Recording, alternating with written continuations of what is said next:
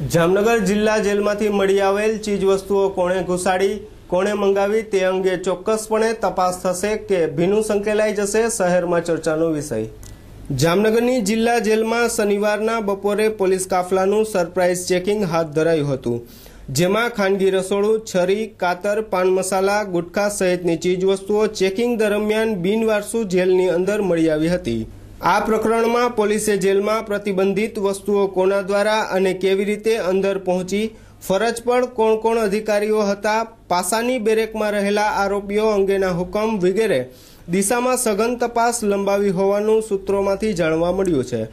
જામનગર જિલ્લા પોલીસ અધિક્ષક નીરજ બળગુજરની સૂચના અનુસાર જેલમાં આ પ્રતિબંધિત સામાન કોણે ઘુસાડ્યો, જેલમાં ફરજ પર કોણ કોણ હતું વગેરે દિશામાં તપાસનો ધમધમાટ ચલાવવામાં આવી રહ્યો છે।